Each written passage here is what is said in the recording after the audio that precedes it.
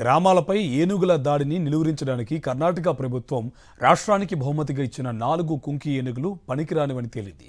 వాటిని మేపలేక అక్కడి ప్రభుత్వం గజకర్ణ విద్యను ప్రదర్శించి ఏపీకి అంటగట్టి చేతులు దులుపుకున్నట్టు తెలుస్తుంది. కానీ కూటమి ప్రభుత్వం మాత్రం దీన్ని పెద్ద ఘనతగా ప్రచారం చేసుకుని ఇప్పుడు కిక్కురు మనట్లేదు. తీసుకువచ్చిన 2 నెలలైన వాటితో ఒక్క కుంకి ఆపరేషన్ కూడా నిర్వహించలేదు. దీన్ని బట్టి వాటి సామర్థ్యమేంటో స్పష్టమవుతుంది.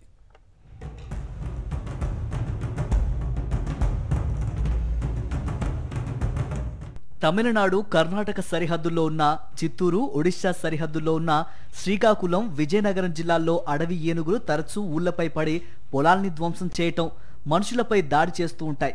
అయితే వాటిని నియంత్రించే కుంకి ఏనుగులను తీసుకొచ్చి సమస్య పరిష్కరిస్తామని అధికారంలోకి వచ్చాక డిప్యూటీ సీఎం పవన్ కళ్యాణ్ హడావిడి చేశారు. గత మే నెలలో ఆయన కర్ణాటక నుంచి 4 కుంకి ఏనుగుల్ని వేడుకగా స్వీకరించారు. తమ రాష్ట్రంలో 3695 ఏనుగులు ఉన్నాయని, ఏపీకి అవసరం కావడంతో కుంకి ఆపరేషన్లో శిక్షణ పొందిన రంజన్, దేవా, అభిమన్యు, కృష్ణ అనే ఏనుగుల్ని ఏపీకి ఇస్తున్నట్లు సిద్ధరామయ్య చెప్పారు.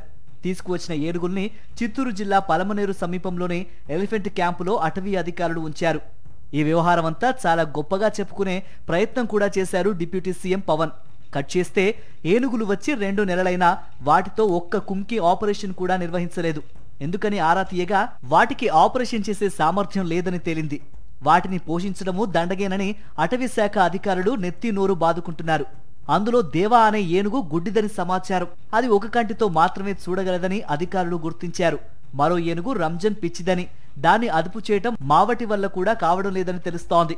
మిగతా 2 ఏనుగులకు కుంకి ఆపరేషన్ చేసే సామర్థ్యం లేదని, అవి ఎందుకు పనికిరావని అధికారులు తేల్చేశారు. దీంతో అటవీ శాఖ కక్కలేక మింగలేక నీళ్లు నములుతోంది. ఈ ఏనుగుల పోషణకు ఒక్కో దానికి ఏడాదికి 25 లక్షలు ఖర్చవుతుందని అంచనా.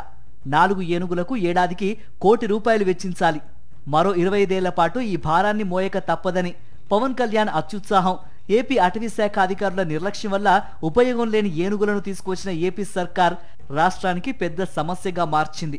ఇప్పుడు ఏం చేయాలో తెలియక మదన పడుతున్నట్టు సమాచారం.